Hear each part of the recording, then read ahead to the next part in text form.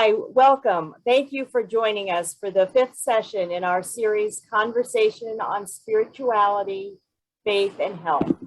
I'm Ann Cunningham. I'm a health service researcher and with the IU Evans Center for Spiritual and Religious Values in Healthcare, directed by Dr. Lexi Torkey.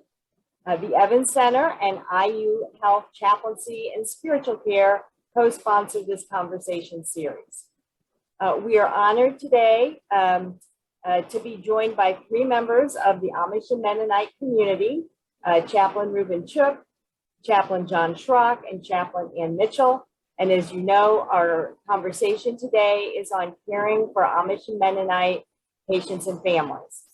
I'm going to ask our guests to please introduce themselves, and then we'll begin the conversation. Okay, I'm going to go first. My name is John Schrock. Guten Morgen. Sprechen Sie Deutsch? Good morning. Do you speak Dutch? That is what that is in Pennsylvania Dutch.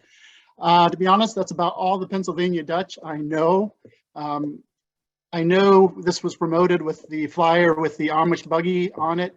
If you're expecting people with big beards and hats and coverings for the women, we are not a very representative group. I'll have to say we're all part of Mennonite Church USA. We're all chaplains, as Ann has said. But hopefully we can explain. We all have connections to the other groups, the Amish, the more conservative Mennonites, the Brethren. We'll be talking about, the varieties within what we call Anabaptism as we go through the session this morning.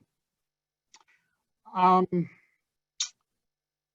also would say that we're not necessarily even leaders as in the Mennonite denomination. Even we're just people. I'm not even sure how we got connected here, but at any rate, I think we know some things that will be helpful. So hopefully that'll go well. Again, my last name is Schrock. If you are from Amish Mennonite background, there's common Mennonite Amish names, and that's one of them. Not as common as maybe Yoder or Troyer or Bontrager. Miller, of course, Miller can be also non-Mennonite as well. But most of those names, Chup would be one of those also. If you have that name, you can have an idea that at least someplace in the history they were probably part of a Mennonite or Amish congregation. My father was Amish Mennonite, born in Illinois in a conservative church, I would say. I'm not even sure. He was older. He was born in 1922. He grew up speaking Pennsylvania Dutch, they call it the language, in his home. He only had an 8th grade education, which is true for the more conservative groups. They don't believe in education going into high school. He was one of 15 children. So if you think about Amish and Mennonite as having big families, he was a part of a big family. My mother was born in Nebraska, and her family moved to North Dakota when she was little because the bishop said there was fertile land there and cheap land in the Red River Valley, and a number of families should go and plant a church there. And so that's what they did. That's what they did. Longer ago. That's not so common in the Mennonite church anymore, but the Amish still kind of tend to do that. They go in groups, are sent out and start a church and a community in different areas when land becomes tight, which it has been. We all live in Elkhart County, by the way, in Indiana, and which has the 3rd largest Amish community in the world. It's said next to Lancaster, Pennsylvania, and Eastern Ohio, Home County, Ohio. My mother was the oldest of only 9 children, so she had a little bit smaller family than my dad. They were both from what we would call Swiss German background. Their heritage goes back to a part of Europe known as Alsace-Lorraine, which is on the border between Germany and France, went back and forth between Germany and France over the years with different wars. But what we would call Swiss or German Mennonites have that history. There are other Mennonites who have a bit different history, often went to Russia, actually to the Ukraine, which is in the news a lot like right now, of course. Catherine the Great, when she was the ruler of Russia, knew about the Mennonites in Germany and Switzerland, knew they were industrious, and that she allowed them to come and farm there. And then, of course, with the history in the 20th century of wars and such, many of those moved to the United States in later times. They're what we would call Russian Mennonites. So let's see. I would say that as we're talking about healthcare for Mennonites and Amish, there sometimes is not a very deep gene pool. My parents were second cousins, so my grandmothers were first cousins, and that's often the case, that there is not necessarily intermarriage, but close connections, and that does affect some kind of genetic diseases and things like that. May explain quite a bit about me too, since I had relatives married. I also have a dog barking in the background right now. I grew up in a small Mennonite community in Iowa, southeast Iowa. Maybe you've heard of Kelowna, Iowa. That's another large Mennonite Amish community. The one I grew up in was called Wayland. It's about an hour south of Kelowna. We had one large Mennonite church and then some others that split off of that, but there weren't any Amish there, so that's not as well known perhaps as Kelowna. But that's where I grew up. I didn't go to a Mennonite college. I went to a small college in Iowa, Central College, which is affiliated with Reformed Church in America. Went there, played football. I didn't realize that the Mennonite colleges of what's called the Old Mennonite Church didn't have football. It was considered too violent or too worldly. But the Russian Mennonites that I were talking about, the church schools in Ohio and Kansas actually did have football, but I didn't know that growing up. So I didn't have an option to go to a Mennonite college. I didn't think to play football. So at any rate, after college, I came to the Mennonite Seminary in Elkhart. Elkhart County, of course, has a couple of Mennonite church schools, Goshen College in Goshen and the seminary in Elkhart. And where I met my wife, who is from Virginia, also from Mennonite background. I'm ordained in the Mennonite Church. I have a doctor of ministry. I've served up as a pastor. Doctor of ministry actually was from Western Theological Seminary in Holland, Michigan. Have served 3 pastorates, one in Ohio in Mennonite church congregations, one in Illinois, and one in Indiana. For the last 9 years, I served as a hospice chaplain with a hospice called Traditions Hospice. And I'm also served in a number of interim pastorates in the Church of the Brethren, and I'll be talking a little bit more about that. That's another Anabaptist group. I'm on my 3rd interim pastorate that I do kind of as an avocation in addition to being a full-time hospice chaplain. And actually for the last year, I've also worked at Elkhart General Hospital as an overnight chaplain there. And of course, see a lot of Amish and Mennonites in that hospital setting. I live in Goshen with my wife. We only have 2 children, so we did not follow in the Amish Mennonite pattern of having a large family, which is more common for the more mainstream Mennonite at this time. And I think Ruben's going to go next and introduce himself. You're muted, Ruben. There we go. John provides a nice segue. He talks about the Amish having large family. Here's an interesting statistic. The Amish are keeping around 90% of their young people are staying in the Amish church. It's a phenomenal statistic, given the rigors of that discipline. In any case, I've known John for 30 years and Ann for 20. I was John's pastor. He left for college, I think, the year I arrived there. I don't come from a large family either. There were 4 of us. I have 3 children. One of them was a Mennonite pastor. My daughter was a Mennonite pastor for 18 years. She's now teaching school. 2 boys involved in retail. I don't know how that happened. I was a pastor for 30 years. Currently, I'm a chaplain at Goshen Health and work at local funeral homes. I'm involved in some committee work, do some overseer work for congregations, etc. I won't bore you with more details than that.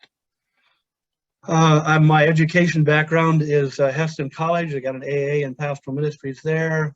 a certificate of theological studies at AMBS. John did not mention that there was also a Mennonite high school in Goshen, Bethany Christian High School. I grew up, I say rather facetiously, but it's true. I grew up with Amish with light switches in cars. If you had seen me or seen me with my parents, you would have thought we were Amish, but we weren't. We embraced certain conveniences that the Amish did not, which is one of the difficulties when relating with people who appear Amish. They may not be. I still have Amish first cousins circulating south of Napanee, Indiana, and in some other parts of the country. I think that will be adequate for my own background. One of the things that happened in Europe in 1693 rather, is that a man named Jacob Ammon broke away from the Anabaptists because he believed the Anabaptists were not strict enough. They'd not enforced shunning strictly enough. He argued that fallen believers should be withheld from communion and that they should be banned from eating even during common meals. Families should be banned from eating together if someone broke away from the Anabaptists, or rather if someone was not quite Amish enough for him. Oddly enough, Ammon is also the base name for the Amish church. The 1800s, well, even prior to that, in the 1700s, the Amish began to migrate to the United States because of persecution. They were killed by the thousands for the resistance of church and state, military service, rebaptism, and sometimes the government officials just said, okay, if you leave, we won't kill you. And so many of them left that way. Many of them also exited under darkness, etc., however they could get out of the country. And much of the lifestyle they embraced when they came to the United States has remained the same. You're all aware of the horse and buggies, shunning electricity, etc. The decisions that the Amish make to shun modern conveniences make a lot more sense if you can view them through the lens of community. Community is so highly held that they will avoid modern conveniences that would fracture that. For example, the horse and buggy. If the Amish ever embraced cars, it would ruin their way of life because they worship in districts. And if they begin to travel in cars, they can travel outside of their district and go to church wherever they wanted to. Now you're constrained to worship in the district that you're in of 30 or 40 people. The districts are often defined by the numbers, and if a district can no longer meet in a home or a shed outside somewhere, they will form another district. And so you can understand pretty easily that if they embraced vehicles, that community would be fractured and ruined and it would no longer work. I have an Amish first cousin whom I asked one time, what is the modern technology that Amish will never embrace? And he said, cars. If we embrace that, we're done. There may seem to be some inconsistencies when you think about their use of vehicles, because on Sundays, they will rent van drivers. And on my way north out of Napanee, I will sometimes on Sunday morning see vans of Amish coming into town. They probably are coming from Michigan or farther abound than that. And they're coming into Napanee because their district doesn't have church that Sunday. And so they hire van drivers to haul them to another area where they might have family, and they will worship there.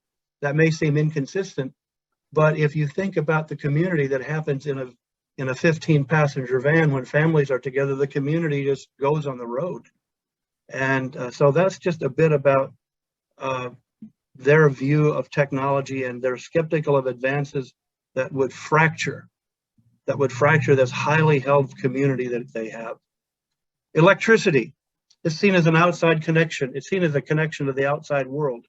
They'll generate their own electricity, but that line coming in from the road connects them to the world, and they will avoid that. I know it seems inconsistent, but they do need electricity for some things.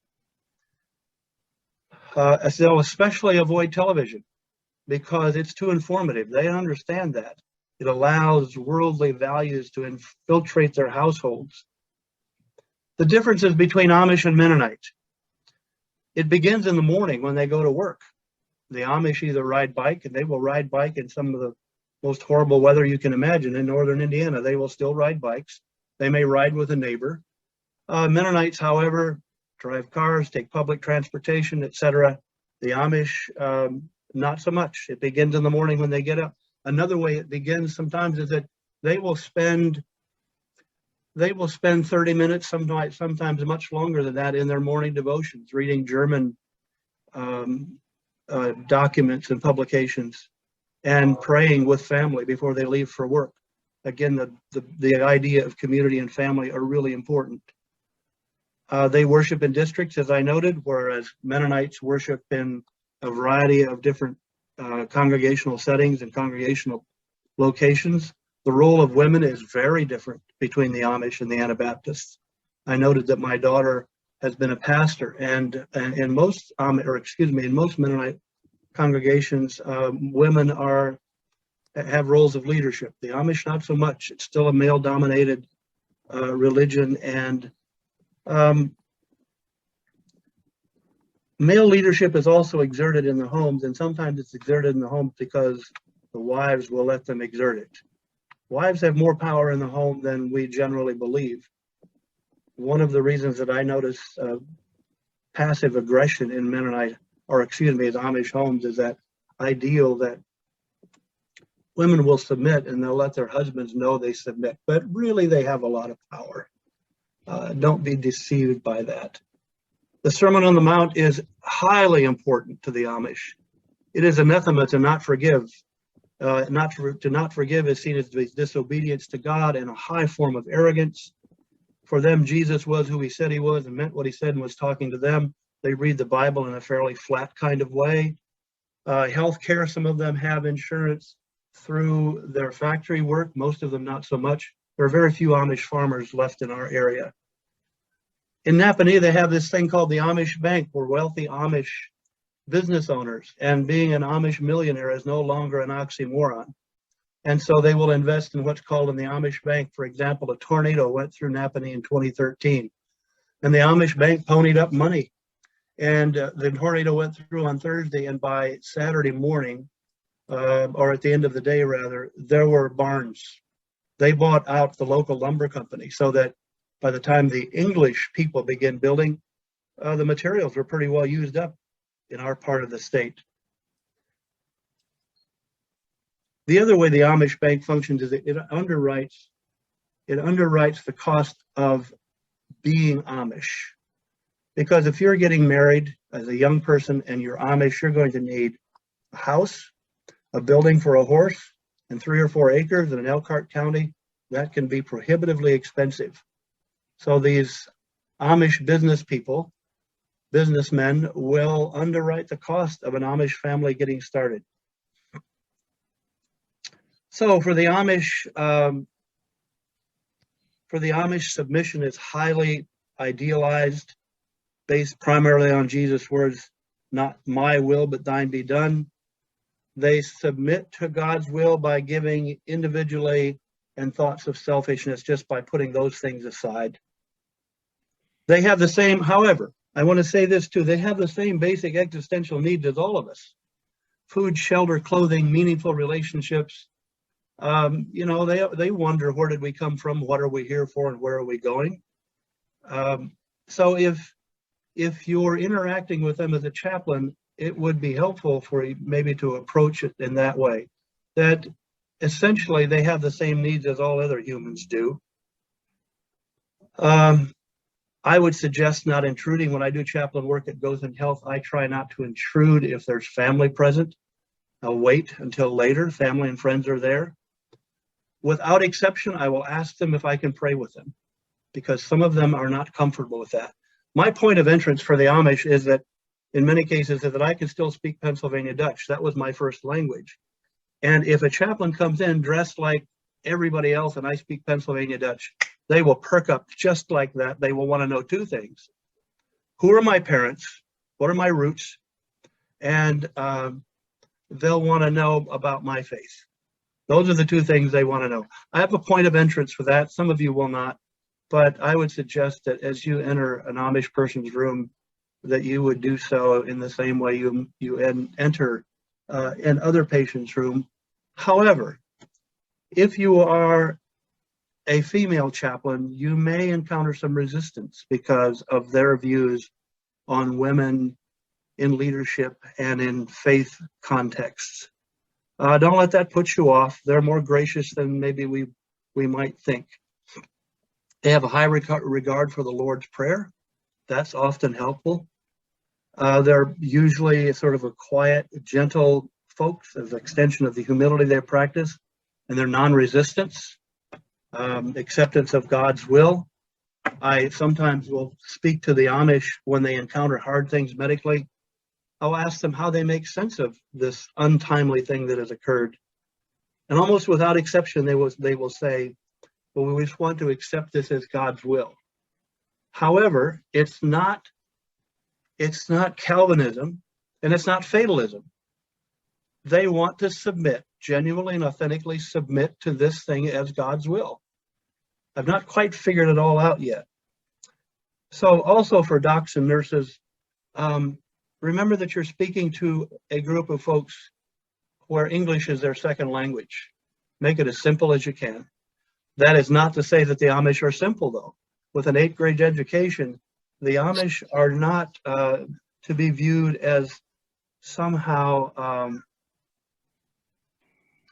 less than when it comes to education. They're pretty smart folks. They have all of the skilled trades near the Napanee area. They have the skilled trades covered. If you are rude and if you don't have time, if you're impatient, they may shut down on you. Children are generally gentle souls, easily intimidated. They can become reticent and introverted just by the appearance, by your appearance in their room. And so once again, just a calm presence and a gentleness will go a long way. Some things to avoid if you're circulating among the Amish in the hospital. Don't see them as a means to satisfy your curiosity about their faith and religion. That has happened so often to them that they can smell that coming. They have a sixth sense about that. Approach them again like you would anyone else, but maybe a little more carefully because they value humility and respect for their way of life. The other thing that can be confusing, as I noted earlier, is that you could walk into a room and assume that someone is Amish and they drove there in a car. And so I don't quite know how to tell you to sort that all out, except to listen well, and you might be able to arrive at some conclusions. In conclusion, I think the Amish are defined by about 6 things: separatism, simple life, the imperatives of family life, harmony with soil and nature, especially if you're still an Amish farmer, mutual assistance, mutual aid is huge for them. Like I said, when the tornado went through Napanee on a Thursday, the Amish were rolling into town, especially from the east, by Friday morning. And a disciplined church community and church discipline, both of those things go hand in hand. I think I will leave it at that at this point.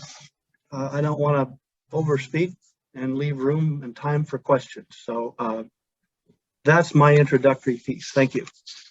I'm sorry to interrupt right before Ann's introduction, but we have a few questions based on your sharing thus far, Ruben, that I thought I might put out there before we move on. The first question was regarding the Amish banks. Can non-Amish individuals put money in an Amish bank? I don't think so. I think it's largely Amish funded and Amish organized. I don't believe that's the case. Thank you. Another asks, what would be the best way to connect with the Amish and Mennonite communities to help identify resources that they might need if they're not already engaged in certain hospitals or with medical services? What would be the best way to connect with those communities? So is the question being asked outside of the medical context and just interaction with them in a public way? Well, the idea is to identify resources that they might need. I don't know, John or Ann, can you help with that? Well, I would say, as having worked as a hospice nurse and I've gone into many Amish homes, we were reimbursed by the Amish through their Medicare. The exception to that is a group called the Whistler Mennonites around here do not accept any sort of government assistance such as Medicare, but the agency that I worked for was reimbursed by hospice Medicare benefit for the Amish clients. And so home health and hospice can certainly go into homes, or at least the ones that are open to the English coming in would be the ones I went into. Should I go ahead and do what I was going to do as introduction, Anne, or should I wait? Let me ask two more quick questions before the line gets too long. Let me just say something about that too, if I could. Yeah. I think that is an important question in terms of community health for like social workers or others who serve in highly Amish communities, because they make access to broader health on a somewhat limited basis, I think. And I see another question here about COVID, which we have talked some in preparing for this session. The Amish have tended not to want to wear masks and to get their COVID vaccines. Traditionally, I think this is true, that they mostly have gotten, aren't anti-vax in general. I'm not sure why they've had such an issue with COVID, except I think politically, they're fairly conservative, but they're pretty removed from politics. But I do think the broader political culture has moved into the Amish community, and they're getting a lot of the anti-vax, what I would say was misinformation in that way. And so they have certainly, in terms of COVID, really resisted the vaccine for the most part. And again, though, it varies from community to community, depending on the leadership. And so what you say for one Amish community may not be the same for another Amish community. But in general, again, I think that issue of public health and how you have to build relationships in the community to be able to get their trust if you really want to serve. It would be the main thing, I guess, I would leave. Yes. Just a tag team with John. That's really true. My wife worked at a place called Family Christian Development Center, and the Amish would bring their infants in there for their vaccinations. I think where the COVID thing sort of went off the rails, because it's also a vaccination, is that it became politicized for them, and they're highly skeptical of politics. They're aware of politics, they just don't want to get engaged in it very much. But there is an inconsistency there that I haven't been able to completely think through, that they would come in to vaccinate their children. And they heavily funded the location that Idella, my wife, worked, because of how much they did for the Amish community. So I don't know that I have much more of an explanation than that. I would say too that when I was a pastor in Iowa, the University of Iowa Hospital, when an Amish patient had a bill and didn't have insurance, they would immediately deduct 30 to 40% from the bill, because they knew they were going to get paid for the same principles and reasons that I described. That's true in our area with the Amish Bank. If there's funding needed, they will publicize this in area districts, sometimes even out of state, that they have a large need, and offerings are taken and the bills get paid. Thank you. All right, Anne, we would love to hear about you and your background. Okay, well, my name is Ann Mitchell, and not a Mennonite nor an Amish name. Neither my husband nor I were raised Mennonite. I was raised in yet a third Anabaptist group, and I will say Anabaptist means a re-baptizer. It does not mean someone who is anti-Southern Baptist per se, but it comes from the idea that infant baptism conveyed certain securities to children or infants in the Catholic world, but became misused in the Catholic world. And so the Anabaptists originally broke off to redress that. The Church of the Brethren, which is my background, started in 1708 as maybe what they considered a corrective to the Mennonites who had become too soft, they thought at that time. And so a group of 8 people baptized each other near Schwarzenau, Germany. Their leader's name was Alexander Mack. So Church of the Brethren would have been my background through college until I came to a communal Mennonite group. I came to it because it was communal, then discovered I had become Mennonite. There are still some brethren who dress plainly, mostly in Southwest Virginia or parts of Pennsylvania. And my brethren, grandparents in Oklahoma, spoke the Low German or Pennsylvania Dutch that Reuben grew up with and John knows a few words of, but I didn't learn that. So I also am ordained in Mennonite Church USA. I've worked as a minister of visitation in my church and also as a hospice chaplain for just over 4 years with John, actually. And I currently am a volunteer chaplain at a local hospital where Reuben is on staff. Also, I worked for over 20 years as a psych nurse and oncology hospice nurse, and most recently in hospice home health, while I was also attending seminary. And in that context was when I had occasion to be in Amish homes and to attend numerous Amish funerals, and by invitation, one Amish worship service as well.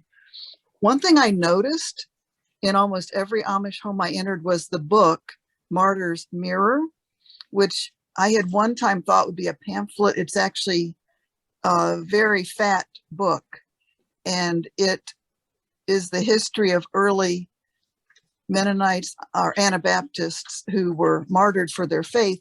Strikingly, a man named Dirk Willems was being pursued by, I'm thinking it was the Lutherans, I'm not sure, but they were running across some ice. The pursuer fell in, and Dirk Willems, in keeping with Anabaptist beliefs and being helpful, reached in, pulled out his pursuer, who ended up capturing him and killing him. That's one of many stories that are in the Martyr's Mirror, which I saw in almost, I own a copy, and I saw it in almost every Amish household that I entered. Just to tag on a bit, as Reuben says, the Amish are people like anyone else. And I would say, as a non-Amish, and that's not my background, that looking beyond the outward distinctives, one sees a patient with hopes and fears and dreams and dismays and joys and worries, just like the rest of us. And the Amish as a population experience the same ills, such as addictions or even sexual abuse, in about the same proportion as the general population. And I think, as Reuben said, while you want to avoid being nosy, you can certainly practice cultural humility and ask, in order to better serve the patient, do I have permission to visit with you? What beliefs or practices help you? How do you understand God? Whatever you would do when visiting any other patient, whether you're a chaplain, social worker, nurse, doctor, I would say, roughly speaking, do the same thing. And, you know, I agree with Reuben. As a woman chaplain, I want to be sensitive. My experience has been that when I have asked Amish, especially a woman, would actually welcome me praying with them or reading scripture to them. So I think it's a lot on just approach and realizing these are people. I might look different to somebody. I'm a person. Somebody looks different to me. They're a person too.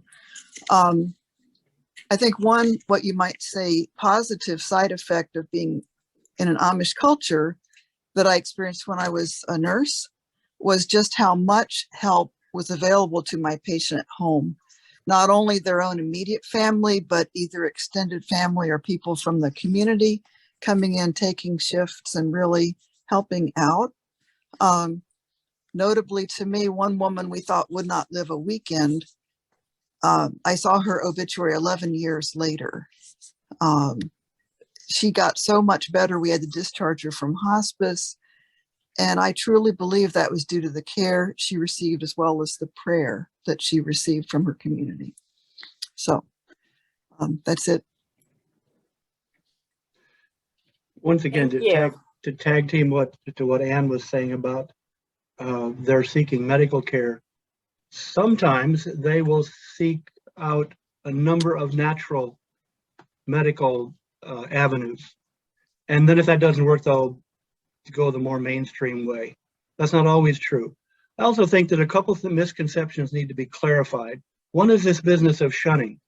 It's often overstated, and we might even believe that it happens all the time. It doesn't. My father was shunned for a time in his own family because he broke away from the Amish church, but eventually the family got tired of it and they just quit doing it. This idea of Rumspringer or the young people running around, I think there's some statistics out there that underwrite this. The majority of the Amish youth don't do that.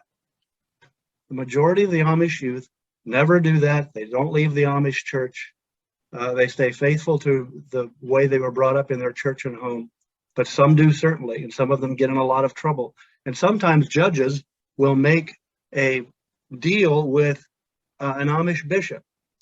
If you will bring this boy or girl back into your setting, and you can assure me that you will discipline him or her, and that he won't misbehave and get in trouble anymore, we'll waive whatever the normal repercussions might be. I don't know how often that happened, but I've heard of it happening. Maybe just a further definition on Rumspringer. So again, a big distinction for Amish and Mennonites for the Anabaptist, we sometimes call it the believers church tradition, but the important thing for them was that you choose what you believe and what your church you're a part of. And for the Amish, they still very much embrace that. And so when their children get into their later teen years, it's expected that they will need to make the choice whether to be baptized or not and to join the church. And it's when they do that that they have to leave their facial hair grow. The women have to wear the coverings, although the girls, there's a different kind of symbolism that they have if they're a part of the church or not. And so there are, like the Rumspringer, there is that time when they can experiment with some different things, and some do buy cars and move out and have electricity, and some never come back. There are those, but Ruben's saying it's not as much of a phenomenon as maybe some people think. But it is, I think, in terms of healthcare, important that you have a young person that was in an accident who may have been in that area in that period of their life. There's some challenges perhaps in dealing with them in the hospital, or he was talking about the shunning or excommunication. So if Amish people leave the church, if they never join the church, that's one thing, they're not shunned as much. But if they join the church and then leave, then they are shunned because they want them to come back, and they think that's a way of discipline or helping them to come back. And so if you have a hospital patient where someone has left the church, especially fairly recently, those relationships with their immediate family can be very complicated, their father and mother or their sisters and brothers. So just be aware of that. Or if the person who has left the church wants to come in and visit a family member who's in the hospital, that can cause conflict and challenges. So that is a real, I think, concern that people in healthcare can be aware of and try to navigate.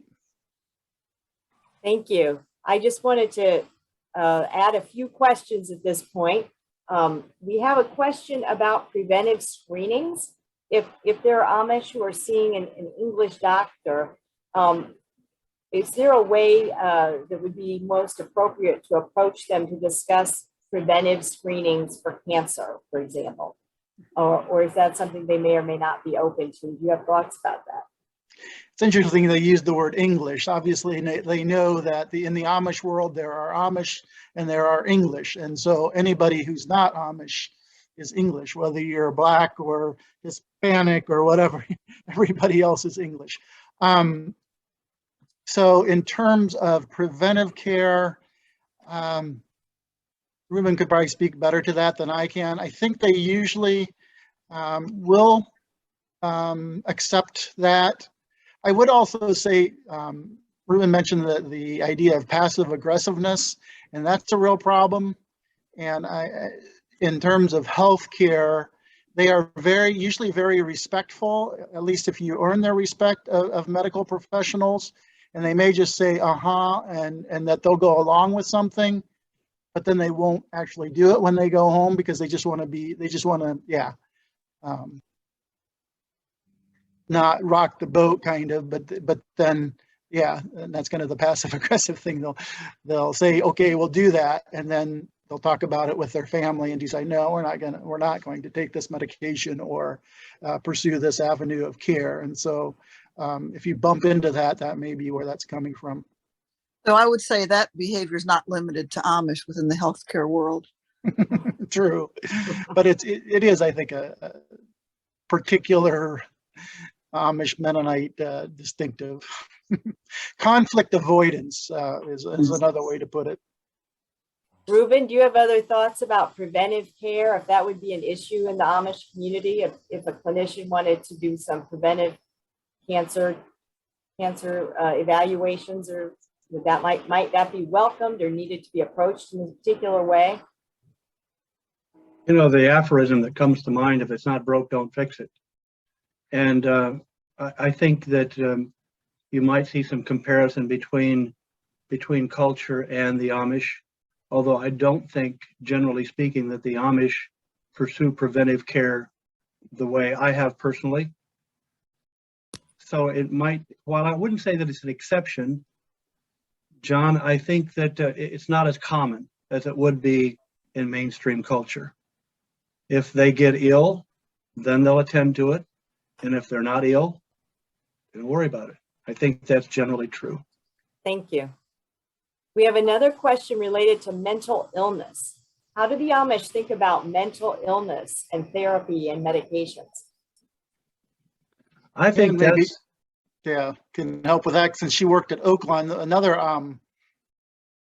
agency that was founded by Mennonites and Amish in Elkhart County is a mental health facility that Ann used to work at. So, and they do have a special area there, continues to be designated for particular working with the Amish population. But that mental illness, I think, is a big issue. And I saw another question about genetic diseases, and we can get into that. But I think that mental illness can also fall, certainly a tendency towards depression, or if, maybe a bipolar trait in certain family lines. But Ann, you want to speak to that a little more? What I can say is, from working there, the main difference between an Amish coming to the psych hospital versus anyone else is our intake center would do a more extensive screening of anyone else that called in for themselves or a family member to try to determine severity of illness. Because of not wanting to speak ill of someone, the Amish would be reticent to say how poorly someone was doing. Plus, they might have tried to manage at home longer. So our intake office, if an Amish called and all they had to say was, Joe needs to be there, we'd say, fine, Joe is admitted, bring Joe in, because they didn't want to speak ill of Joe or to go into detail about what his situation was. But as I've told my colleagues, 90% of all patients at our psych hospital, male and female, Amish and non-Amish, all of them, 90% had some sort of sexual abuse in their history, which I think is very sobering. Now, that's not the general population, that's the psych population. And just in terms of psychiatric illnesses, I know we had an Amish woman in for postpartum depression. yeah, bipolar, any other forms of depression, schizophrenia. The Amish are not immune. I don't think it's in any greater or lesser numbers than the general population. But the difference would be how long they tried to manage them at home. The other thing would be just in terms of language, if someone had some abuse, you as a practitioner, we need to ask a roundabout question. Maybe you might feel distressed about this. That must be a source of concern, but we wouldn't want to use the word anger. You must feel angry, because that would just shut them down, because anger is a sin. Can't admit to that. So, yeah, but in terms of just another odd fact, Amish sometimes have only pins and not buttons, but we had to be careful. Amish woman tried to slit her wrist using the pins from her dress too. So, you know, when someone's ill, they're ill no matter what their background. Thank Just you, Let's Ann. talk. Yeah, really go ahead. See just a bit more about Oakland. When I walked into Oakland after being gone from that area for a while, the waiting room was half full of Amish people. I was just stunned to speechlessness. And then I was asked to serve on one of Oakland's boards. And at that point in time, they had a therapist that spoke Pennsylvania Dutch. I don't know about now, but Oakland has 4 different homes for resident patients to live in. And there are Amish house parents in each of those homes. And they continue to expand. They cover a 4-state area. And it is really an interesting phenomenon. And now there's I think a Mennonite, is it Phil Haven, has also started therapy among the Amish, and Prairie View in Kansas.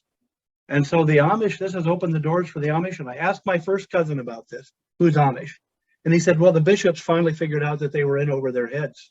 And people continued to become more mentally ill. And so they just started going. And that cracked the door on this thing. It's a really interesting phenomenon. Yeah, and Ann mentioned sexual abuse. I would say it may not be more prevalent in Amish societies than in the general society, but I wouldn't assume, oh, you know, these are Amish, they're loving, peaceful people. There couldn't be sexual abuse in their communities. And particularly, I think Amish and more conservative groups who are more isolated, if there is acceptance of sexual abuse, it is not rooted out perhaps as quickly. And so in some communities, I think there is more of a tradition of that. And I think, yeah, that is a big area of concern, I think, in some Amish communities, that there are sexual predators who have been allowed to continue to not be held accountable.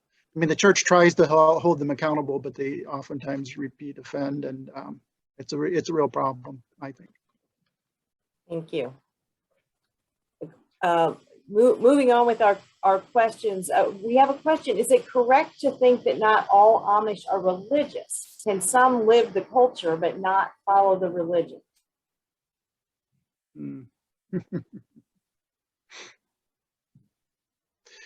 Depends on how you define religion, I guess. I would say, yeah. Well, we could get into a whole big discussion about theology regarding that.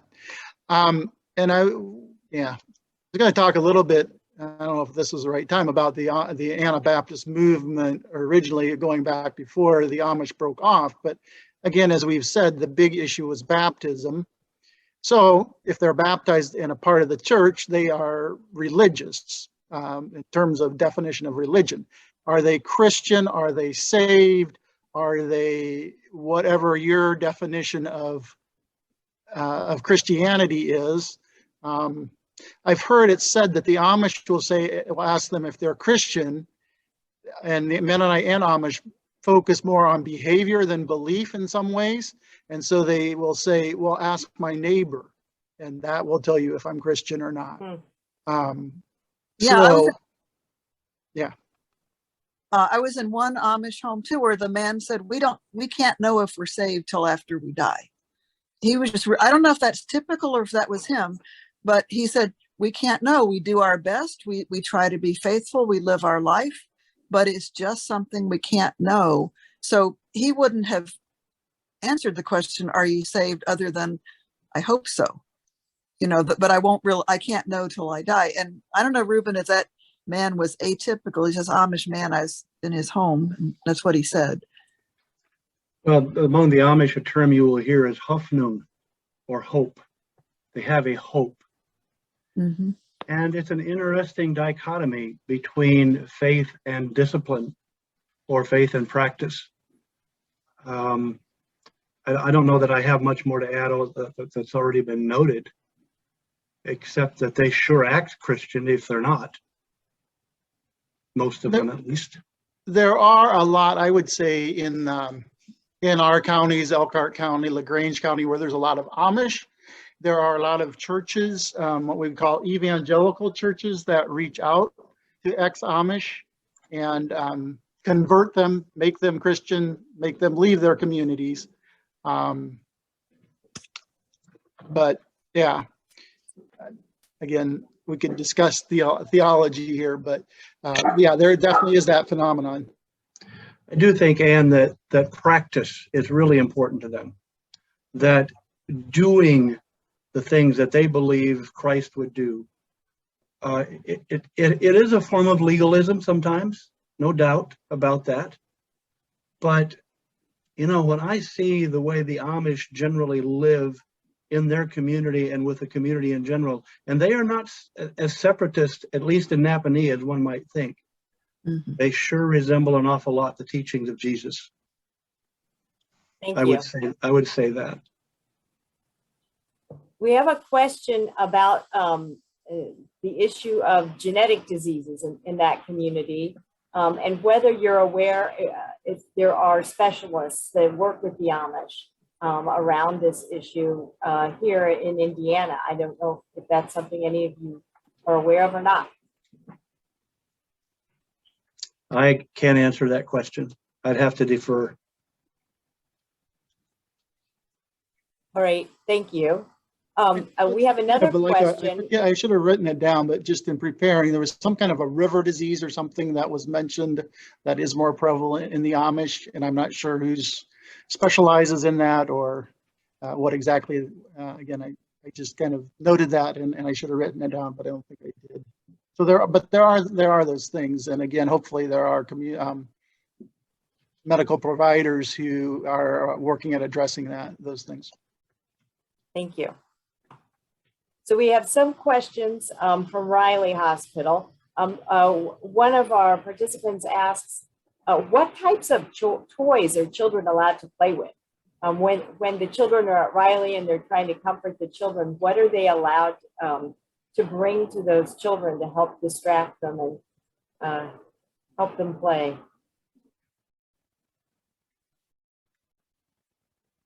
Nonviolence would be a big issue.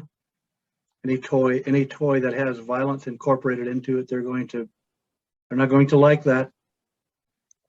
Yeah, so like soldiers or something like that wouldn't be good. But yeah, like electric toys, they can, again, use modern things, and even probably they could, well, maybe ask their parents, but they could watch TV perhaps while they're there or do something like that. I mean, again, I would ask their parents about it, but for the most part, they can enjoy some of those modern conveniences outside the home, but they can't have them in the home.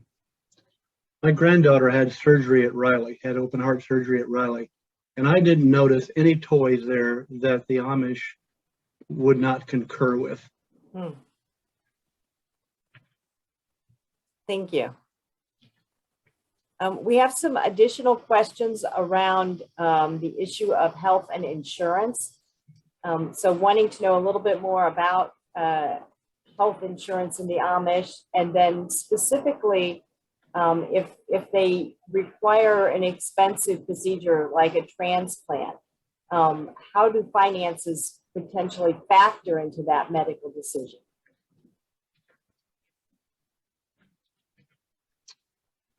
Wants to take this? That's a big question, obviously. They do share medical expenses, as we said. They mostly do not. Again, we're talking conservative Amish. And again, it's a big spectrum when you're talking about Anabaptists, from the old order Amish to there's Amish. There are groups called Amish Mennonites that meet in church buildings in Elkhart County. There are conservative Mennonites. And then there are liberal Mennonites like Reuben and Ann and I, if you want to call us that. And I see somebody ask about whether, northern Indiana Amish are the same as southern Indiana Amish. And it does vary by district, depending on the ordnung is the rules that they have to follow. And the bishop, with consultation with the people in the district, set those rules. And so I know my brother-in-law and sister used to live, and actually he was a pastor at a missionary church, which is actually sprung off of the Mennonites, so Anabaptist, although it's Anabaptist and non-resistant roots. But there are obviously Amish there in Adams County, but they, at least 20 years ago when he was there, were poorer. They were kind of more insulated. They drove buggies without roofs, open buggies. That was part of their discipline. So yes, they're similar, and they probably have some relatives in the other communities, but in terms of day-to-day living, there would be some differences. Well, and John, you had shared with us some background on the Amish from the Elkhart Hospital. And if I'm remembering, the idea of transplant was addressed a little bit, that they'd be more likely to decline a transplant, if I recall reading what your paper suggested. Right. Yeah. Again, since these expenses are, the procedures are so expensive. I just had back surgery.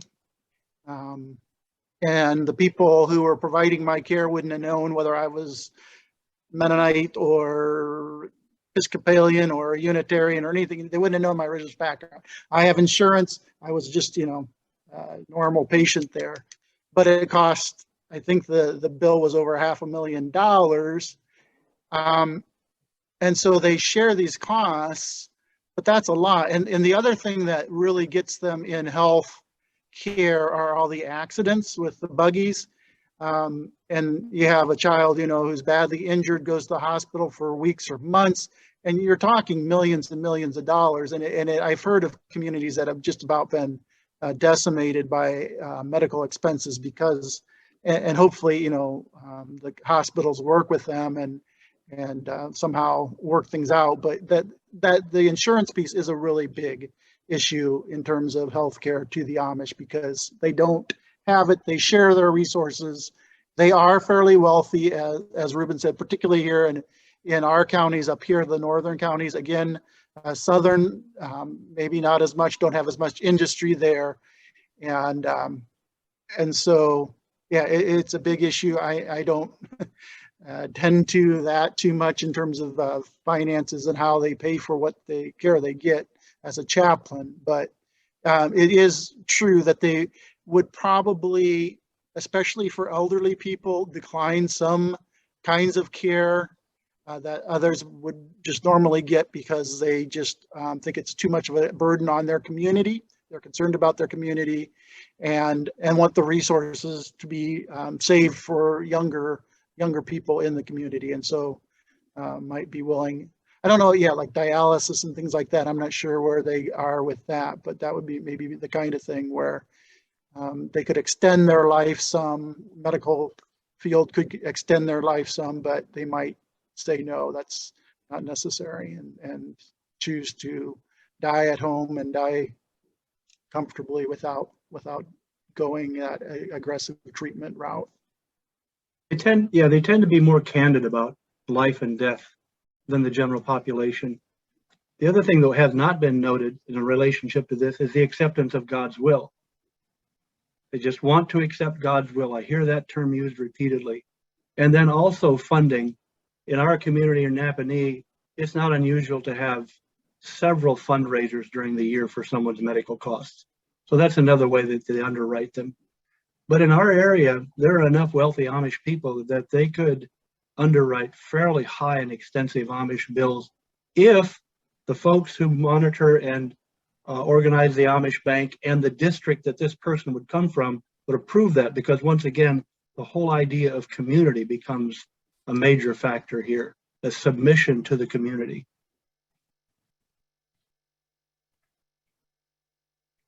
You mentioned a little earlier that there are situations where the bill for an Amish family may be reduced. Someone asks that in their experience in Pennsylvania, the elders would go to the hospital to negotiate the final bill. Is that something that happens here in Indiana, in our communities? Is that something that's common that you're aware of?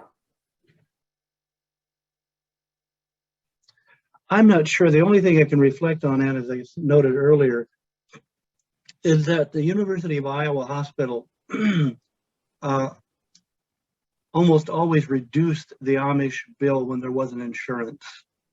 And I've had that experience myself. If I just paid it out of pocket, the bill is usually reduced at the counter at the doctor's office.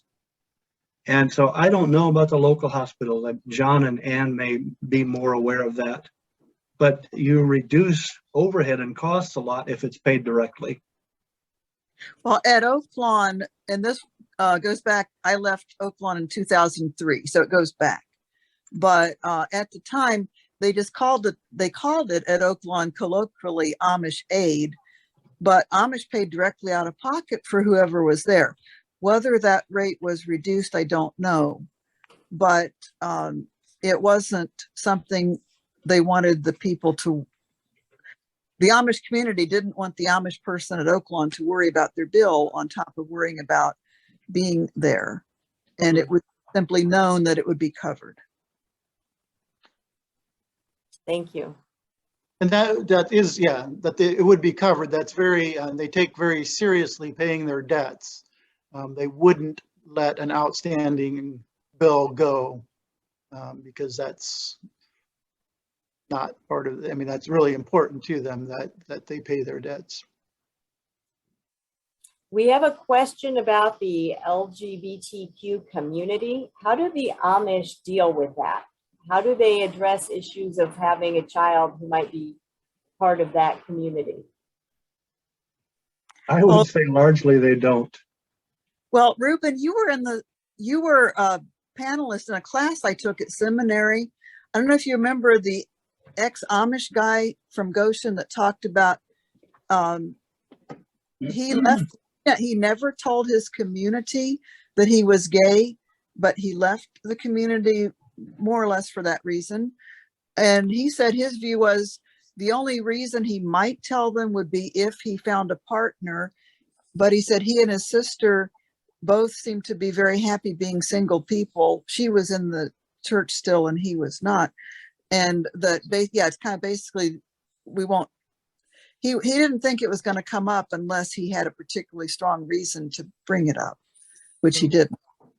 I can give you one anecdote of that. And I have a first cousin who came out as being gay, and shunning was enforced, not because for any other reason than that. He was gay, and therefore, you know, using the idea of among the Jews in scripture, he was unclean.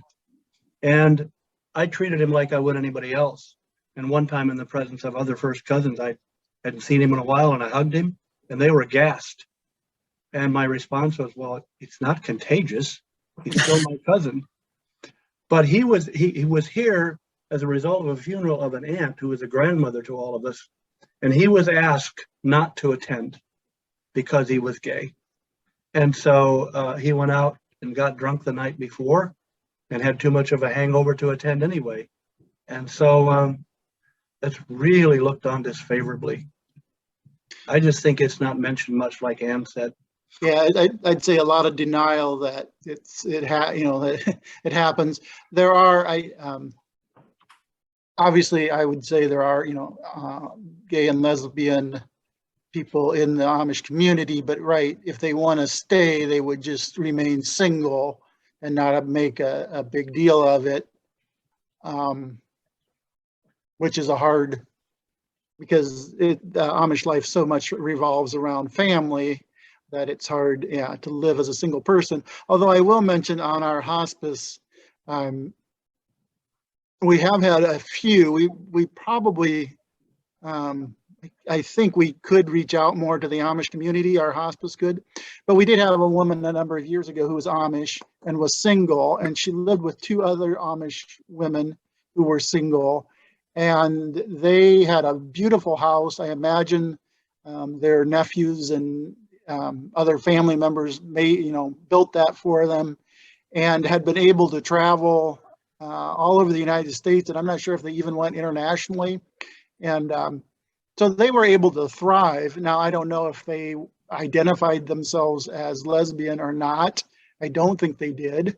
That just wouldn't be accepted or allowed if they were or if they weren't. But they were single women. And so that's how they found their way in the Amish culture as single women, and had, I think, a very productive and healthy life. But yeah, if you identify yourself as gay or lesbian in the Amish community, you'll probably be, like Ruben said, shunned, and that is the way they handle it.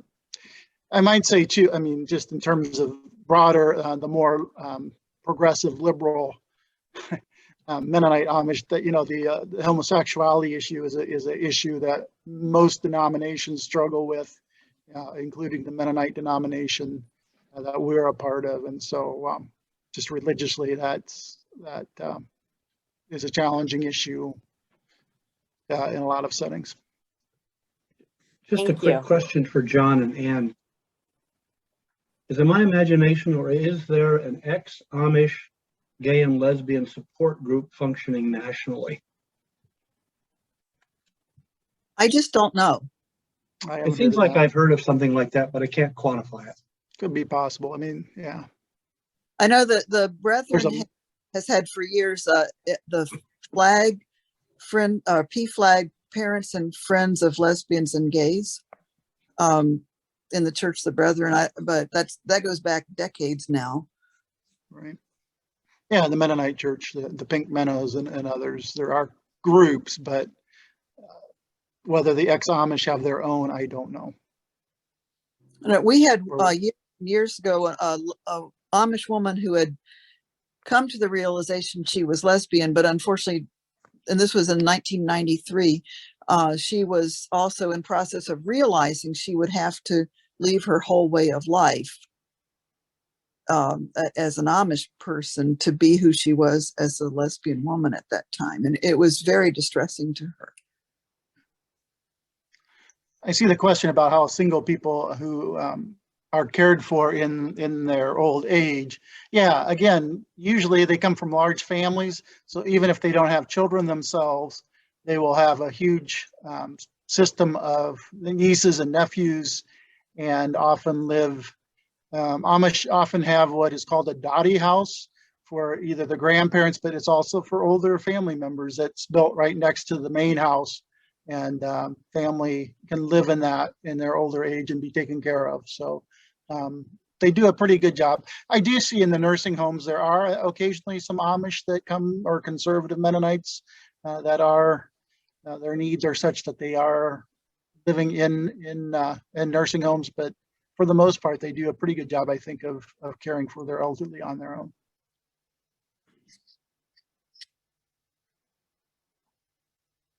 So we have another a question about the community phone. If there are individuals who are patients who need to be communicated with regarding their health needs or health issues, how does that work if a clinician needs to call someone in the Amish community? Is there a phone available, or how does that usually work for that family? That might vary by the bishop district or whatever.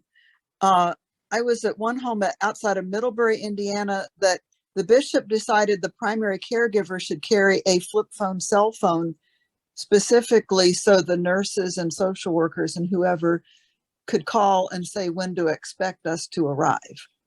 But my understanding was that phone was used only for that purpose by that individual, but they actually did carry it. I know Ruben has talked about not carrying a phone into the home, or I read that somewhere, but in that instance, that was an exception because of the purpose of it. That at another one, though, we had to call the kind of the phone booth box or whatever. Somehow there was a recorded message system. So I would leave a recording the day before saying, I'll be over tomorrow at such and such time. And the family would go out to the phone booth box and they would get, I had to trust they got the message.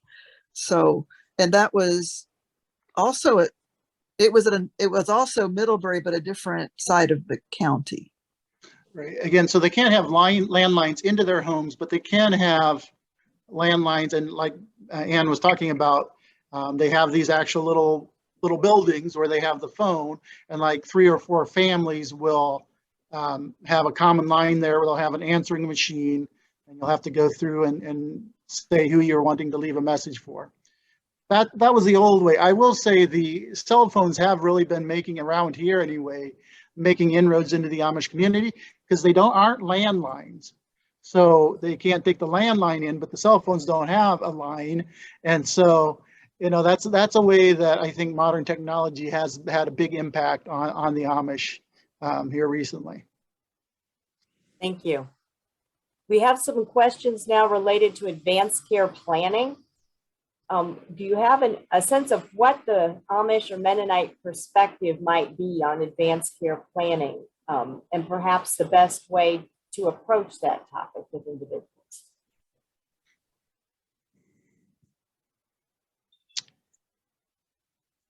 It's a good question.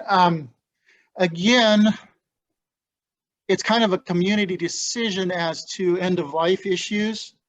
And so if you're talking about like, yeah, what do we call them? Post Advanced direct. Yeah, advanced directives, right. I'm not sure if they would be resistant to signing those, but again, it would be if they were unable to make their own decisions, it's assumed the community would make those decisions for them. One of the things that happens sometimes, Anne, is that it happened with my parents. They didn't have advanced directives, but tucked in the pages of their Bible were instructions. And I think that's fairly common among the Amish. And Mom and Dad made sure that we were aware of that. One interesting thing about the Amish is that would be too many advanced directives would go against accepting the will of God. It would become a theological issue. So I don't know that that's very common. Thank you. So in terms then of care after an individual has died, if someone dies in the hospital, what is the kind of post-death care that could be provided that would not appear disrespectful to the dead, or that the family would agree would be appropriate? And would this be different between the Amish, the Mennonite, and the Anabaptists? Well, I'll take that since I work at funeral homes and I've seen this unfold. They will make it known which funeral home they're working with.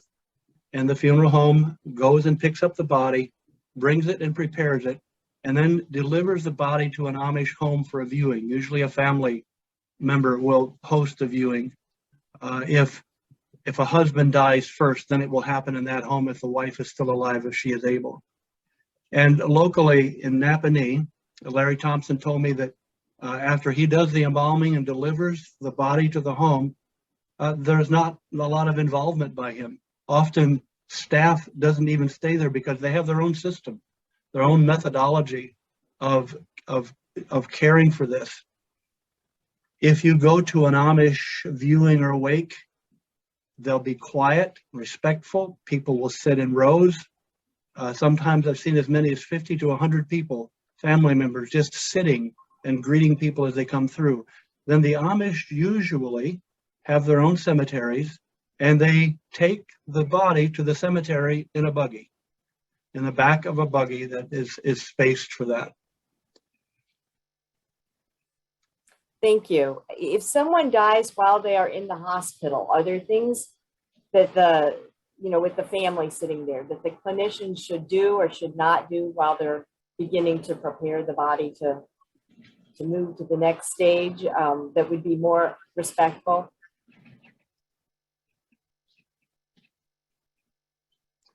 When you say clinicians, Ann, are you talking about chaplains?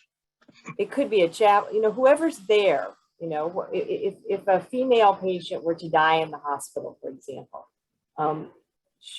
what should a chaplain, if there's a nurse or a doctor or a therapist, some kind in the room, is there anything they should do or not do in terms of touching the body, covering the body? Are there any practices that would be appreciated at that difficult time? I don't know if this question comes from, there are Jewish rituals for the dead that are specific. Amish and Mennonite, I don't think have that. One thing we, in the article from Elkhart General that we had, just be aware of the woman's covering of her head is very important. You wouldn't want to remove that, I don't think, even in death, because that's seen as a shameful thing.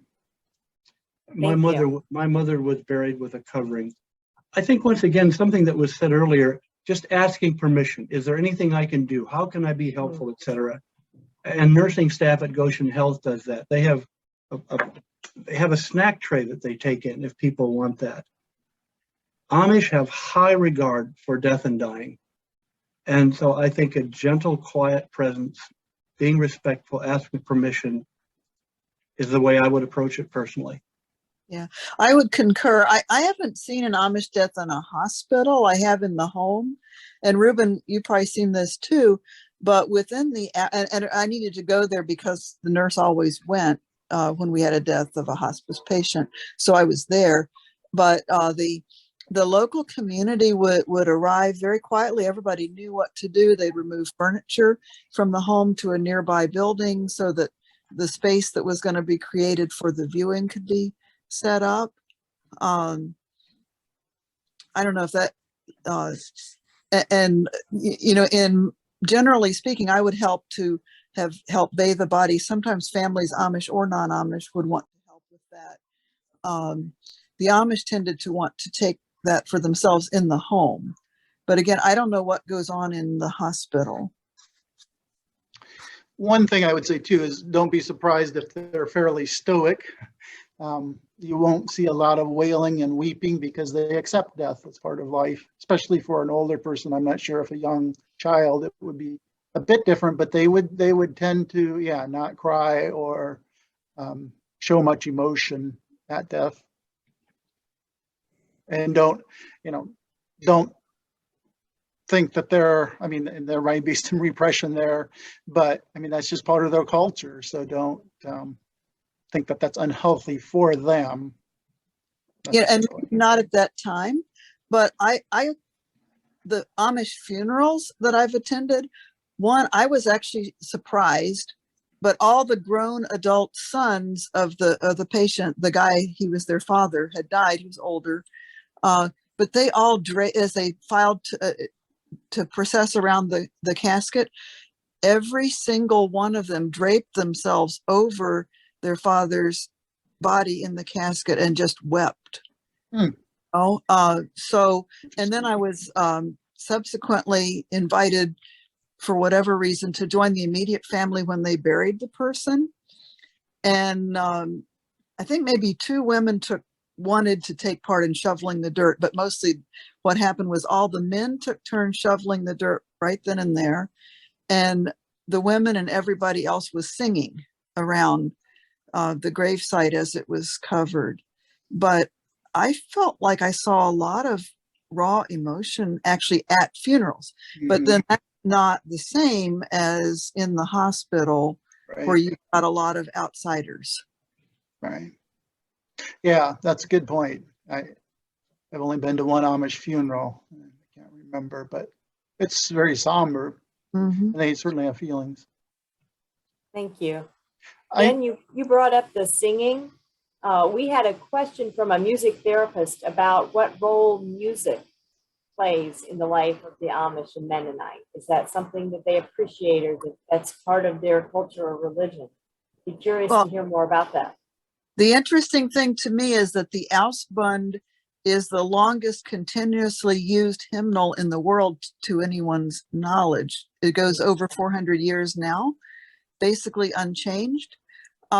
The one and only Amish worship service I went to, so Ruben could speak better to that, but I was very moved by the Amish singing, which is no instrumental accompaniment, and everybody seemed to just know what their own pitch ought to be, using the Ausbund, which was in German, so I couldn't understand what was being chanted or sung.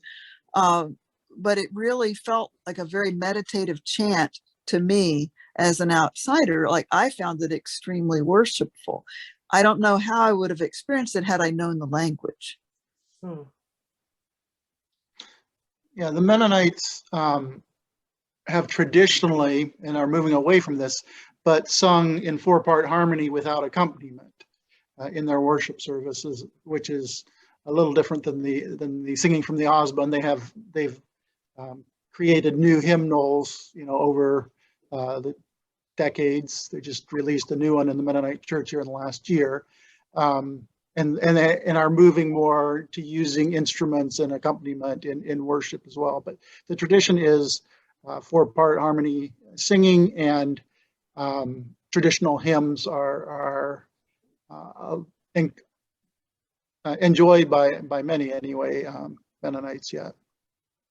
So if a Mennonite or an Amish individual were hospitalized, do you think music would be something that they would find therapeutic if that was brought into the hospital room for them? When I was hospitalized in 2002 after a motorcycle accident, my daughter, who was a music major, and her husband, who also has a deep background in music, came in and sang for me. He brought his guitar. It was wonderful. I don't think the Amish would do that. Here's another oddity among the Amish singing. They don't sing parts because community is so important that everyone sings in unison. Thank you. We have a question about providing care of Amish children when they're in the hospital. Do you have suggestions about interacting with the children, related to trauma they may be experiencing, or using medication, or, what are the best ways to communicate in a helpful way? Well, I said earlier that Amish children are probably going to be more easily intimidated by docs and nurses and so forth. I think, once again, what I said earlier is just being very careful and gentle, not to do things that would intimidate them, because they're pretty easily intimidated. And usually you will not find an Amish child in a hospital without an Amish adult caregiver there with them. And so one would want to be sure to consult that adult who's there to find out what the relationship is and ask questions there. I don't know that I would have, I've not had experience as a chaplain with an Amish child directly. Yeah, thank you. Because our hospice just served adults, and so does our hospital, I think. I think one of the approaches might work, Anne, is to ask the questions that, well, what would a normal child, how would you approach a normal child? Because as was stated earlier, when it comes to visiting someone in their room as a chaplain, there's a lot of overlap between what we said earlier would be the English or Amish patients. There would be a lot of overlap. And would Amish children know English? Is there a time when they learn English, or would they likely know it if they're hospitalized at a young age? Depends on whether they've been to the Amish school or not. Most of the Amish schools will not permit the children to talk Pennsylvania Dutch in the classroom because they're teaching English as a second language.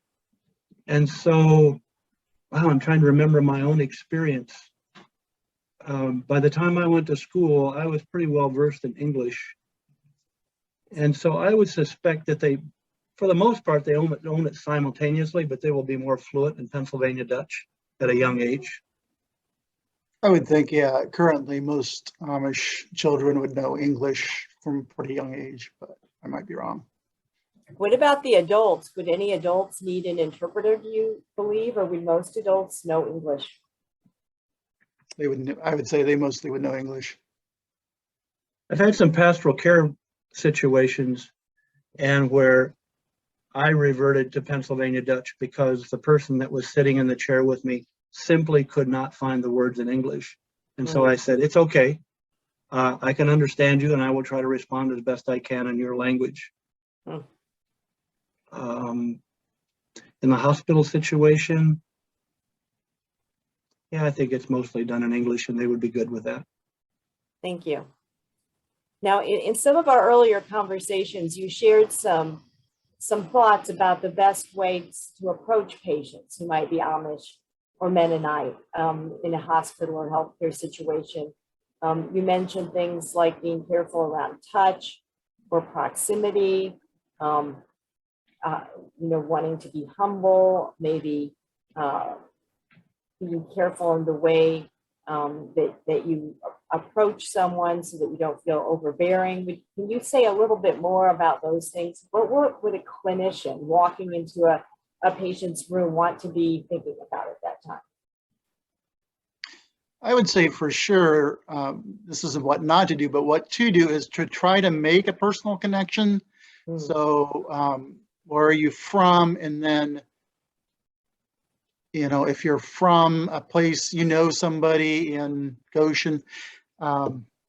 When I was I did clinical pastoral education at University of Virginia hospitals. Again, being from Iowa, there was a Mennonite. I knew the name was Mennonite. I had a Jewish chaplain colleague.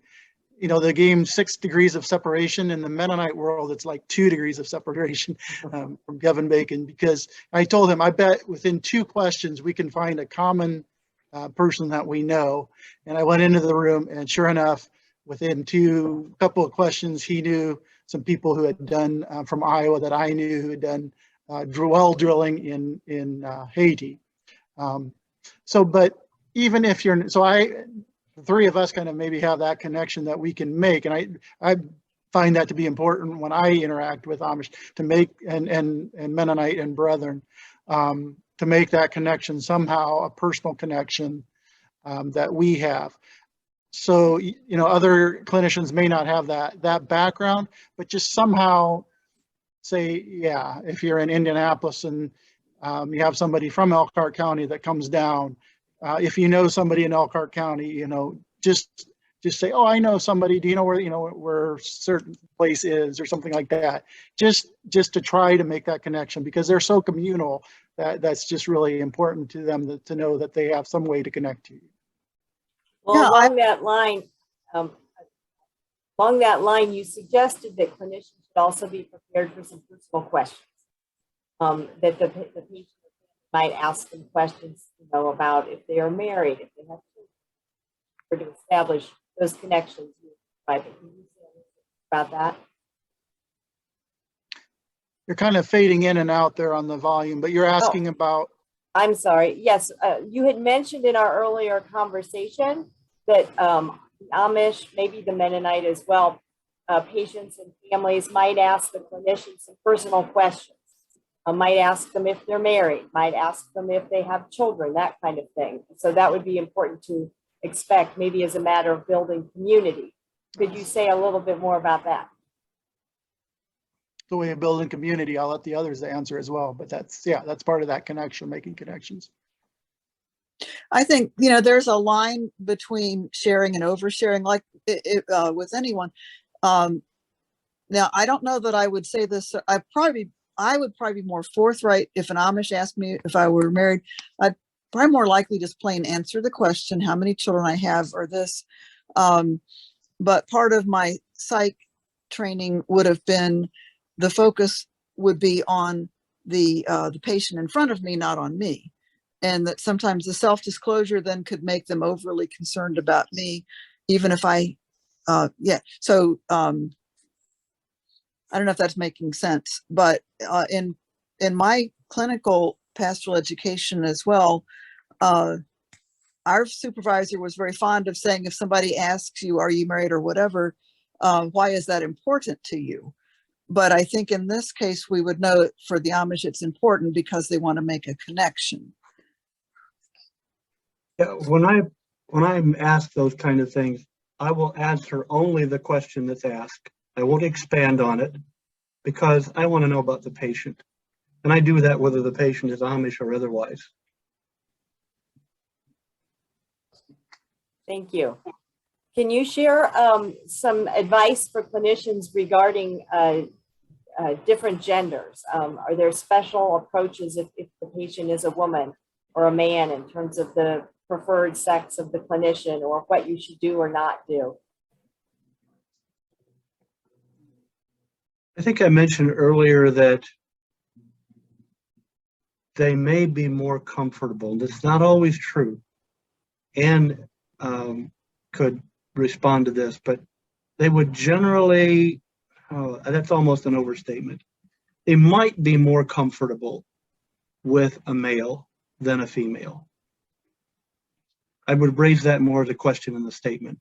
A clinician maybe, but maybe more of a caregiver, like a nurse, as a female than a male. And it depends on the gender of the patient too. Just they're very private, right? And so respecting their personal dignity would be important, whatever gender mix there is. Well, So and the patient, go ahead, Ann. well, I feel like as a female chaplain, and just knowing the Amish culture to the extent that I know it, I would be probably even more careful to be deferential as a woman to a male patient. And I would ask in general, how come, is it okay if I visit with you? That kind of thing. But, and I think getting back to your earlier question about how to approach someone, I think an Amish, I could be wrong on this, but I think the clinician, the doctor, the nurse, the social worker, Amish respect authority, and they bring a certain kind of authority. The doctor knows things about the condition, the social worker knows things about the resources, the nurse that knows things about how to care for them. So I think you come in with a certain amount of legitimacy, and then it's just a matter of bringing that in a respectful manner. And I think one overarching piece that I was taught when it comes to chaplaincy work is that we enter uninvited.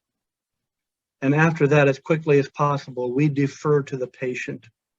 The patient gets to define the boundaries, etc. The person that we're visiting, as quickly as we can, is given control of the conversation. So if you have a patient who's a woman, would it matter to her if her physician or nurse were also a woman or a man? That not be an issue?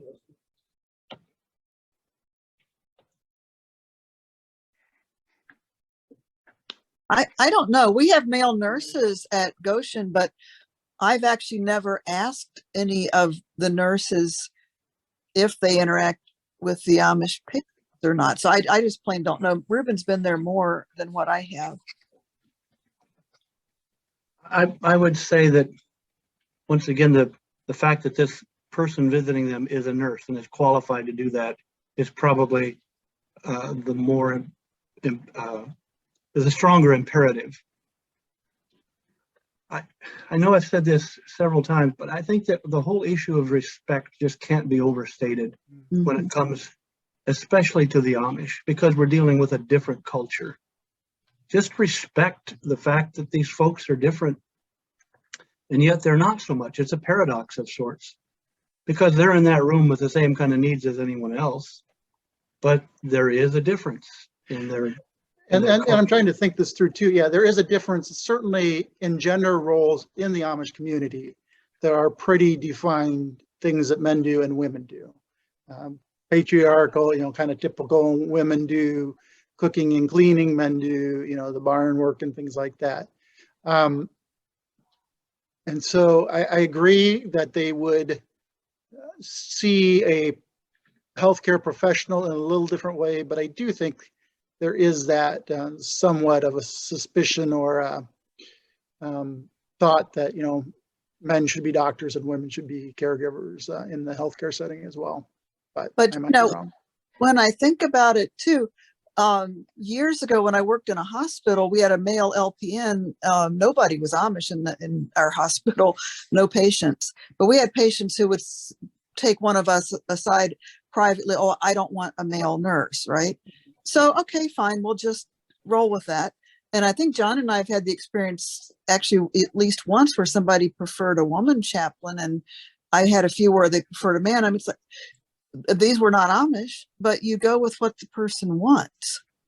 I think, as Ruben said, I mean, you respect people's choices, and that may or may not be any different for Amish than for anyone else. So for a female Amish patient, whether she had a male doctor taking care of her or nurse or a female, it wouldn't matter.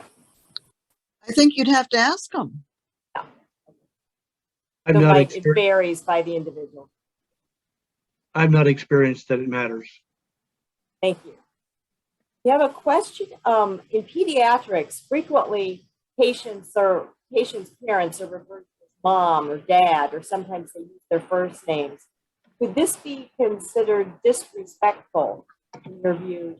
Amish parents might be doing.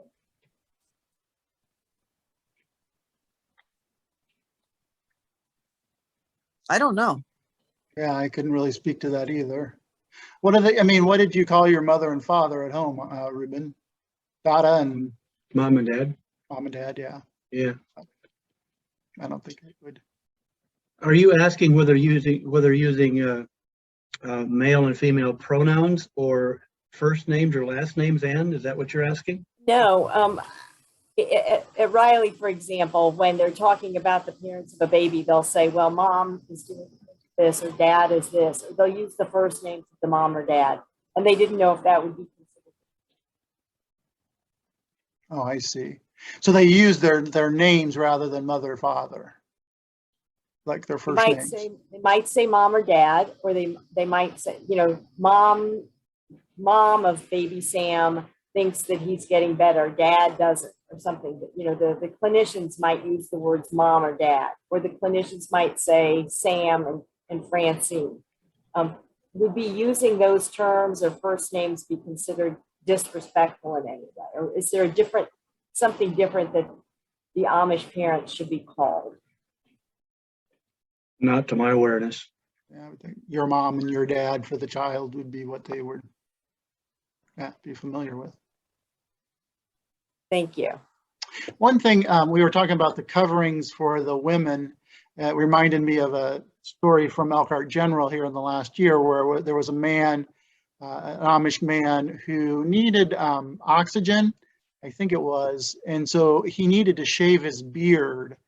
And I went in to visit with him, and that was a real, he eventually allowed them to do that, but that's a real big issue in Amish communities that again, once they're part of the church, the men are expected to allow their facial hair to grow. And his shaving his beard, he really was concerned that he had done something wrong. I mean, he really, it was almost like a theological thing, like he would be judged by God, by the community, yes, but also by God for allowing this to happen, even though it was a medical, kind of a medical necessity. So just be aware of that as well. Thank you. And clothing, yeah. I know in hospice one time we had a Amish or conservative Mennonite, and our aides, you know, our hospice aides would go in and provide personal care for them.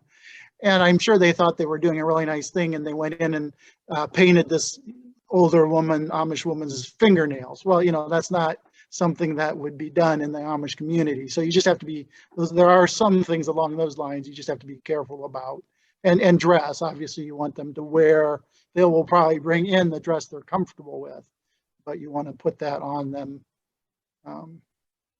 when they're out, particularly when they're out, you know, not in their room. Thank you. What other thoughts do you have about caring for patients who either on an outpatient basis or if they're hospitalized? Any other thoughts about the best way to approach the patient or talk with the patient and family?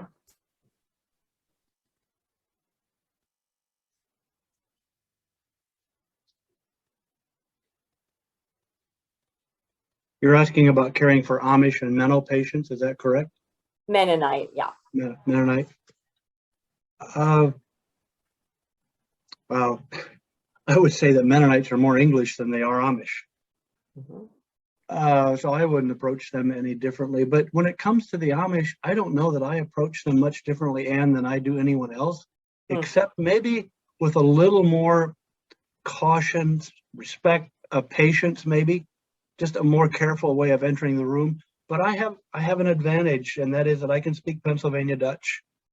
And when I walk into the room of an Amish patient, I will often start there. And boy, that will sit them right straight up in their chair because they want to know immediately what's my background. And I've never found, just because I'm a Mennonite, former Mennonite pastor, I've never found an Amish person who rejected me for that reason. That I had grown up somewhat Amish, and then had obviously had left that, had exited that part of my life. And I've never experienced that. When I talk Pennsylvania Dutch with them, they're delighted. They're much better at it than I am after all these years. And I sometimes have to revert to English, and I will just let them know if they ask a question that I can't answer in Pennsylvania Dutch. I will simply tell them, you know, I have to revert to English to answer that because I'm not as fluent as you are. So this idea of candor and just being honest with them with the Amish has been really helpful, but then I try to do that in general.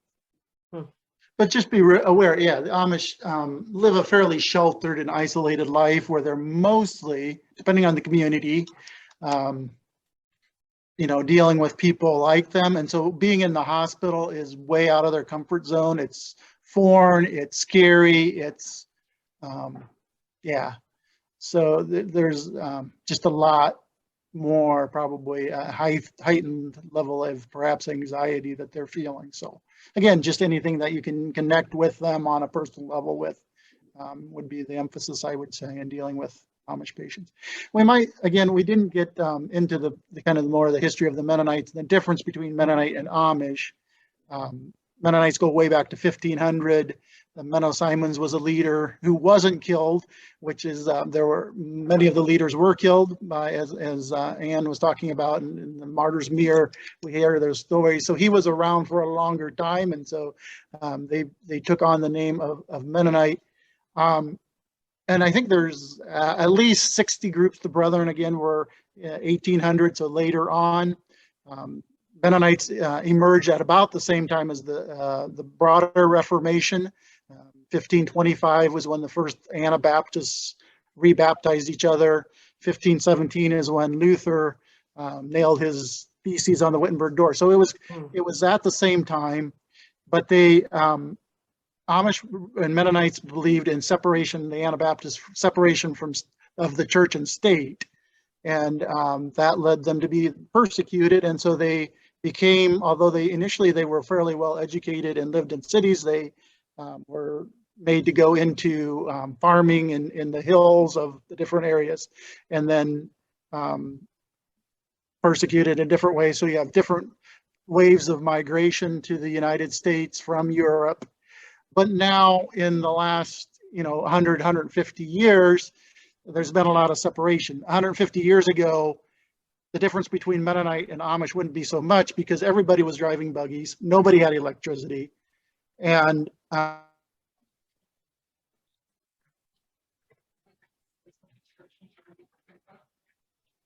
in the 20th century, as opposed to the old order, in the 20th century, the Amish Mennonites kind of secularized, assimilated, and have split into. They're very they're formed out of a church split and have continued to split according to levels of holiness and what's acceptable and what's not. And so there's like 60 groups in the United States that would be at least considered Anabaptist, coming from the Anabaptist movement. And all of them vary on these different levels of engagement with society and different traditions that they follow. And so you would have now, you could have Black or Hispanic Mennonites. There's Black and Hispanic Mennonite churches in Mennonite Church USA. So when we're talking the whole broad spectrum of Anabaptism, it does really run the whole gamut. And again, the more progressive Mennonites, you would see very little difference from any other patient in the hospital setting. And I assumed as we prepared for this, the main interest is on the very withdrawn, socially conservative Amish. And again, there's some brethren groups, Dunkard Brethren, that are still very much that way. And there are Amish Mennonites, that's what their name they go by, that are still very much separated from society. But again, I think, yeah, the focus has been on the more withdrawn groups, socially withdrawn.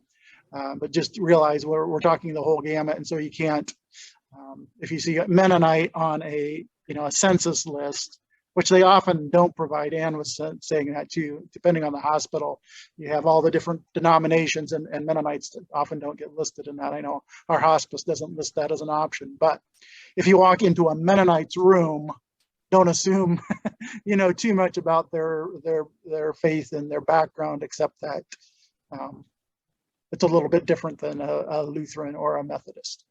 Well, I think you asked about how would one, as a healthcare provider, how to approach a Mennonite or a Amish, and then somebody mentioned how anxiety producing it can be to be in the hospital. And I actually think that's true of pretty much anybody that doesn't have a medical background to start with. Being in the hospital is intimidating. I've come across that with the so-called English at Goshen Hospital too.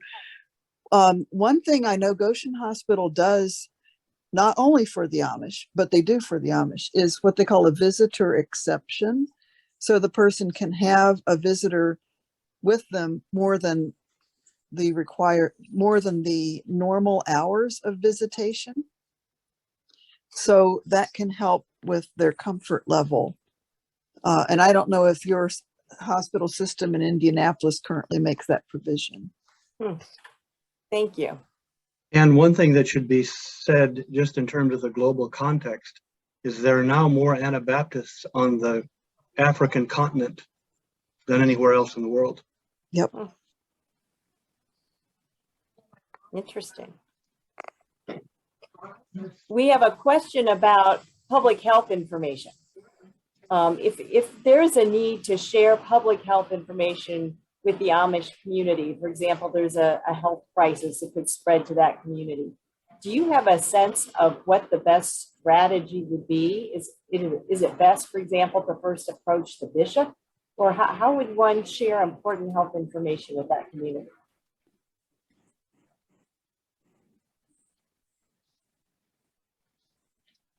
If you know the bishop, again, I think that's why community health in those counties, in those areas, is important, to have those connections and relationships before a crisis comes up, I guess. And again, I don't know, how well that's done here in Elkhart County or LaGrange County, where we have the big Amish populations, but there are groups, I would think, medical providers certainly, who I know there's doctors who specialize, who basically just take Amish patients, personal providers. So they'd be well positioned to know who the important people in the community are to talk to in that situation, I would hope. But yeah. So maybe getting in contact with healthcare providers who care for that community, and right. That's a great idea. Well, thank you all. We are starting to draw to a close in our time. Are there other questions that anyone would like to ask before we close the session? Lots of great questions today. Lots of really good information. John, Ann, and Ruben, are there some final thoughts you all would like to share with our participants today? I'm just glad people are interested. One little story I might share, if we have a minute. an incongruous thing for people to wrap their minds around. When I was a pastor at a Mennonite church up by Bristol, we had a young man, not so young anymore, in our congregation who had grown up Amish. I think he was the youngest of 12 children or so. Many of his family members were still Amish, but not all of them. His parents still were. He was getting to close to 40 and wasn't married yet and wanted to get married. So he went online and met a woman from the Philippines and brought her over here. And I performed the wedding ceremony of this Filipino man or woman and this formerly Amish man who was now Mennonite in the home of the Amish parents. So that was a very interesting experience, and again, shows the diversity, I guess, of what you're dealing with when you're talking about Mennonite Amish community. Yeah, so she's now, this Filipino woman and their 2 children are now Mennonite. Also, just to underscore the acceptance that the Amish can exhibit, in my congregation in Napanee that I was a part of till 2018, we had a woman who had grown up Lutheran. She'd adopted a biracial boy. She came to a Mennonite church and became a member of our congregation, and she married a Muslim from Morocco. And she and her husband both drove Amish. They hauled Amish as an occupation. And the Amish folks loved that Muslim from Morocco. It's a high regard for him. And he was as different from them as could be. And that driving Amish, that did raise one thing I wanted to mention is the difficulty in transportation, getting to and from hospital, since they don't, if they only drive buggies, they need to hire somebody. And so that's something that needs to be taken into consideration too, when you have an Amish patient and you want the family there or something like that. It's a bit of an undertaking sometimes for transportation issues. They usually have people they can call, and they have those networks, but it's not like jumping in your car and gumming like we normally think of. Thank you.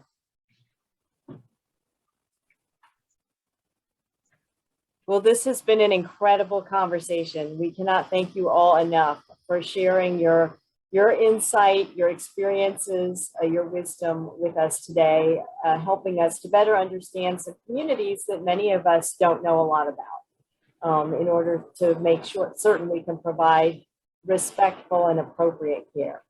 So thank you all very much. We appreciate your time today and appreciate you doing it. Thank you, Ann, for You're welcome. organizing this. Yeah, this has been interesting and good. All right, all. Well, thank you all for joining us today, for learning a little bit more about caring for Amish and Mennonite patients and family. We appreciate your time. Thank you again. And our next conversations will be coming up before long. So we'll be sending out that information as well. Thank you very much. Bye-bye, everyone. Blessings to all.